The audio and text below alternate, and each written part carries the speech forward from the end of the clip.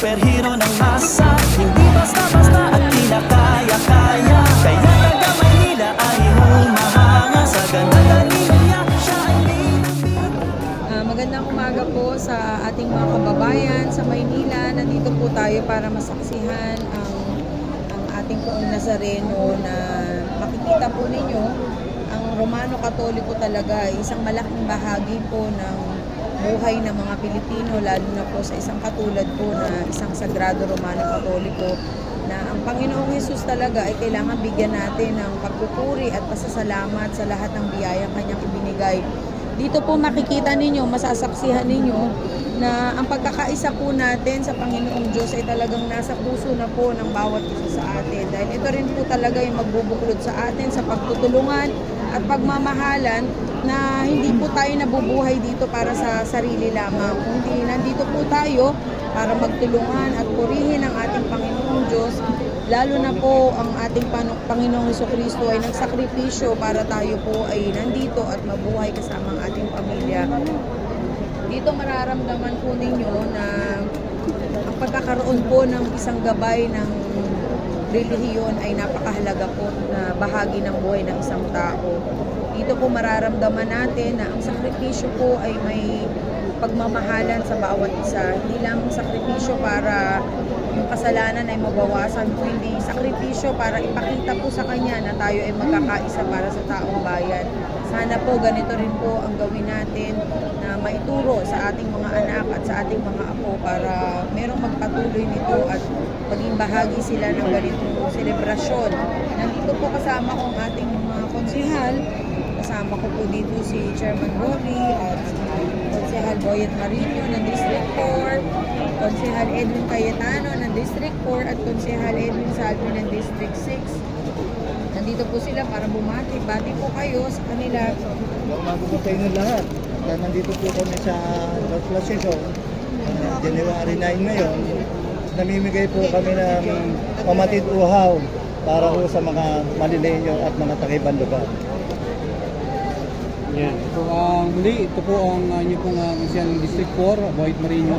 Kami po yung nagiging nagpapasalamat sapagkat bahagi po kami ng translasyon. Ano man po yung ating kalalagyan, paniniwala, isang bagay ang ating pong makikita, isang Diyos ho ang atin hong pinaglilingkuran.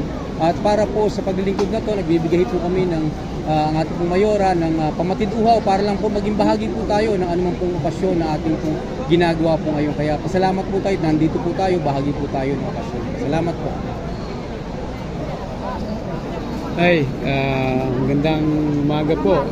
Andito po kami sa may Romalin Street at andito kami serbisyo, magtutulong tayo mabigay sa mga nandito upang yung kanilang uhaw ay matighawan po. Kaya maraming pong salamat sa inyo. We are here to serve, not to be served. Maraming pong salamat.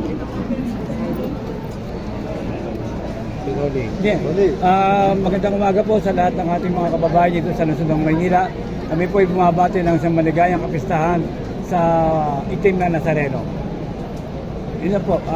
Hindi po, maraming salamat sa pakikisa po ng ating mga kababayan. Hindi lang po dito sa Lungsod ng Maynila, ang kanilang pakikisa sa kapistahan ng mahal na pong Nazareno. Maraming salamat po. Marahil ang ginagawa po natin bilang isang Katoliko, Romano Katoliko, hindi lang po ito paghingi ng tawad sa Kanya, kundi pagpapakita na tayo po ay bilang isang tao ay maaari pong magbigay ng pagmamahal ng walang kapalit. Dito po mararamdaman natin na ang Panginoong Hesus talaga ay gumagalaw para sa ating lahat. Ibigay talaga siya ng damdamin ng bawat isa para maibigay po natin yung talagang totoong serbisyo. Sana po sa ating mga kababayan, higit po sa lahat ng ating mga kababayan sa Maynila, ipagdasal po natin ang ating bansa na magkaroon po tayo ng maayos at magandang panunungkulan ng lahat ng nakaupo. Dahil ito rin po ay pinagdarasal ng isang magulang na katulad ko na ang hangarin ko po ay mapabuti ang ating mga anak. Sana dito po sa ganitong paraan napaparamdam natin sa mga naglilingkod at sa nais na maglingkod sa ating bayan na hindi lamang po tayo maglilingkod dahil may gusto tayong makuha, kundi meron tayo dapat gustong maibigay at maibigay na tulong sa ating mga kababayan. Ito pong simpleng sakripisyo na tayo ay lalabas at makikisama sa ganitong okasyon tulad ng ating Poong Nazareno na gusto po nating maihatid, ay sana samahan din po natin ang pagpapatawad at pagmamahal sa bawat isa. Kaya muli, maraming salamat po sa inyo. Saksihan po natin hanggang mamaya yung mga magaganap. Dito po makikita ninyo ang pagkakaisa ng isang Pilipino na talagang may pagmamalasakit sa kanyang bayan. Kaya maraming salamat sa ating mga konsehal. Magbibigay po tayo ng pamating uhaw sa ating mga kababayan. Dito man lang matulungan po natin sila at maparamdam yung tunay na pagmamahal natin. Maraming salamat. Saksihan po natin ang Poong Nazareno. Magdasal po tayo. Muli maraming salamat sa inyo lahat. Siya si Superman, sadyang kakaiba, mga senyor ay mahal niya. Siya si Superman, handang gawin ang lahat sa nasasakupan niya. Siya si Superman, Sinilang na ang mayaklarang may lahi ni malakas. Siya na dating lembot-lembot ay handa nang ilabas. Ang gawain na dati ay para lamang sa lalaki. Di ba naman pwedeng ismulin ang pangalan ng babae? Siya ang bida sa larangan na wala kang masasabi. Matapawaw ka sa galing, ibang klaseng bumiskate. Di papapigil kahit bilbil ng titigil. Pawis-pawis pang kilikili, di uurong sa gawain. siya'y modernong girl, matulungin sa kanyang kapwa. Handang maglingkod sa bayan, lalong-lalo sa Maynila. Single parent pati senior winner sa kanyang kalinga. Madaling lapitan si Miss Mara.